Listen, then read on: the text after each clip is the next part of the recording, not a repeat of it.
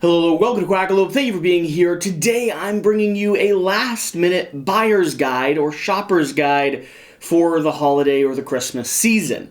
And this video is going to be composed of some generally asked questions when it comes to the board games you should be purchasing for your family members or for your hardcore board gamers in your life. Some recommendations that I don't believe we've made as directly before on this channel, and just some of my favorite things that I've discovered this last year. I mean, from a really cool backpack to an amazing organizer to probably one of the best books I have read in a long time. So stick around. This is my Sunday video. We're not going to have fun, cool, fancy transitions. Instead, I'm seeking to have a conversation with you, letting you know some of the things that are on my radar and on my mind as we approach this Christmas season, and also asking you, what am I overlooking? What are the cool things that you've discovered? What's made your life better? Whether it's the games you play with your friends and family or the items that have just improved your day-to-day. I'd love to hear them so that I can discover them myself as well.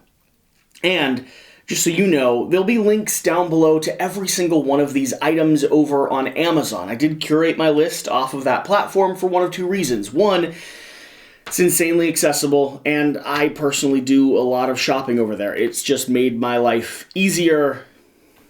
That's the short and long of it. And two, I am signed up for the affiliate program over there.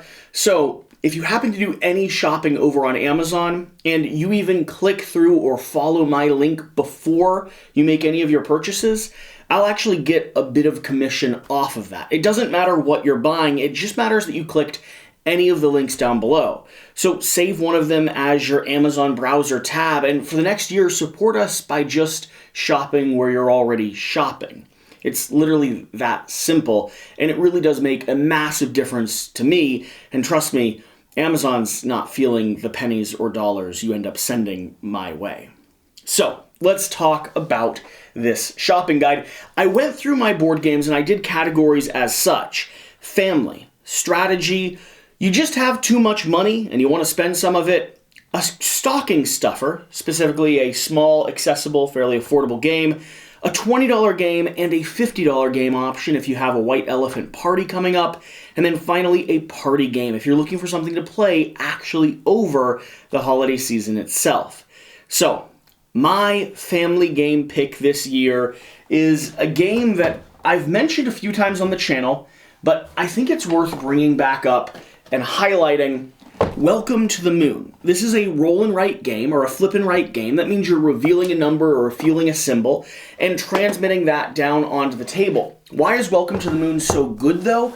Well, it's playing in that genre of solo, puzzly, strategic games that has competition based off victory points.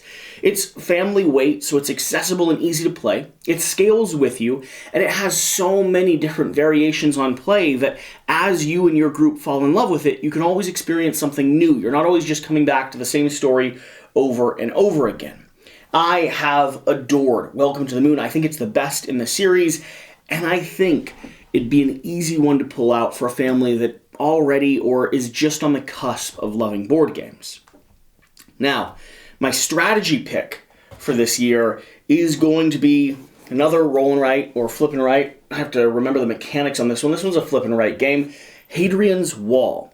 Hadrian's Wall is a flip and write game, so similar system, similar mechanics to Welcome to the Moon, and the reason I paired these two together is because if you have a family that has some hardcore board gamers and some, intro, just getting into it board gamers, this is a great pairing. Introduce them here at Welcome to the Moon and step them up towards Hadrian's Wall. This is a ambitious, giant tableau of paper scribbling glory as you're filling out this puzzle to construct the wall and invest in different townsfolk and invest in different research, and it's just a cacophony of victory points with a lot of variable ways and variable pathways to score by the end of it. So those two, for me, go really, really well together.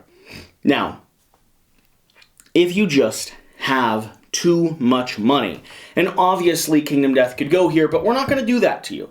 Instead, my pick for having too much money is Marvel Champions. And yeah, it seems like a base box won't be that expensive, about $50. Each one of these packs is like $15. But the problem is, at this point, you'll be diving into a system that has already existed for a few years, is already loved by a ton of people, and is now diving into or expanding into the X-Men universe. So if someone does fall in love with this, they're going to be looking at spending hundreds upon hundreds upon hundreds of dollars without even entirely realizing it. Now, this is a card-based game. You're going to be taking the role of any of your different superheroes going up against various villainous plots. These cards control, with a few resources, the attacks and the damage and the way you escalate. It plays really, really well, both solo and multiplayer, and it just fits really well into the Marvel ecosystem, right? So if you have people that are already comic book fans, they're already loving the Marvel Cinematic Universe, Marvel Champions is going to fit really well into the knowledge that they already have. It's a great entry point for gamers. It's also a fantastic in-depth strategic game as you start customizing and building out your own decks. Now, if you want to buy this for someone, you can just get them the base box, but be warned, if they like it, they will spend more money. Or you can go a little crazy and you can get the base box and then just start ordering fun little modules, expansion packs, anything you don't have already, because these, great stocking stuffer, great extra little thing hanging on the tree, great present from 12 different people in your family. They could have a whole collection or a whole set, and yeah, it's too much money, but it's also a really great game. I mean, I have a $1,200 copy myself, fully sleeved and in a wooden crate downstairs, that I don't play as often as I wish I could. And this is one of those games that I just desperately want to get to the table about any time of the year. Okay, stocking stuffer. My stocking stuffer is going to be Taco Cat Goat Cheese Pizza. Very simple card game, going to run you about $10, which is a expensive stocking stuffer gift. But for the context, my family always did 1 or 2 larger gifts along with like the candy and the apple at the very bottom of the stocking. So if you're looking for a fairly affordable, but really, really lovely little game, this is going to be it. It's very simple. I can literally teach it to you in 15 seconds. You're going to have a deck of cards. You're going to be flipping cards. Every time you flip a card, you're going to say Taco, Cat, Goat, Cheese, Pizza. And the moment what you say matches the card that you flipped, everyone slams their hand down on it, and the last person to slam their hand down takes that entire stack and puts them under their own deck of cards. You continue playing until you have a loser, or winners, who have ran out of cards. All right, continuing. White Elephant Gifts, the $20 and the $50 price point. Now, when I was thinking of these, I was trying to think of games that if you're giving a gift to a group of people that maybe don't always buy gifts or buy board games or play board games, what would be a aggressive or accessible game for all of them? So we have Villainous down here.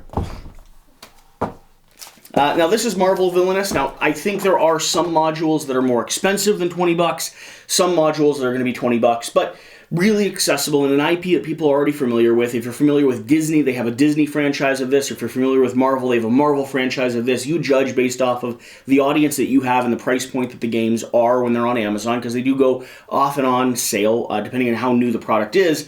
But this is a simple little game where you're taking the role of one of the villains, playing cards down in your tableau, and trying to foil your opponent while at the same time completing your machinations or your villainous plot. We just played this recently, Shira and I. We had a blast with it. It was a good reminder of just how good some of these games have really gotten in terms of accessible, family-weight introductory games. And so this is one, has amazing artwork, some really cool models in it, and just really solid but very accessible gameplay. I think anyone at a stocking stuffer would be lucky to get their hands on this and could find a group to enjoy it with. My $50 gift, I should have brought up here, it's downstairs at the moment, it's going to be Wingspan. A really popular game, beautiful artwork of birds, and if you are doing a gift exchange and you want to have a board game that's in that $50 price range to an audience of people that don't always love board games, Wingspan has been one of those proven timeless classics that just introduces people into the hobby. It's a little bit heavier, it's a little bit more strategic, but honestly, the beautiful artwork, the bird just on the front cover of it, and all the cards that just show all this roster and display of birds across the world really opens it up to be something that's worth exploring, and I think most people sitting around a room, opening up boxes, would be both happy and then excited to open it up and start checking it out. So Wingspan is my $50 pick. And then finally, I don't have it on me, and I should because I have played it before, but I've always relied on friends having it. My party game pick of this year is a little game called Don't Get Got. Shut Up and Sit Down covered it back in the day, and even had their own iteration of this at one point, which I believe you can still buy over on Amazon. This is basically a game that's perfect for family gatherings across the holiday season. You're going to have a little card that says what you can and can't do, and everyone else is going to have that whole roster of cards, and they're going to have these little check boxes that they're trying to go through. And so you are trying to catch someone saying something, like trick someone into saying yes 3 times, or I don't know all the terms. I'd have to actually look it up to come up with like the fun little puzzles and riddles. But it's like a game that you play in the real world around everyone. So you're constantly playing it from day to day.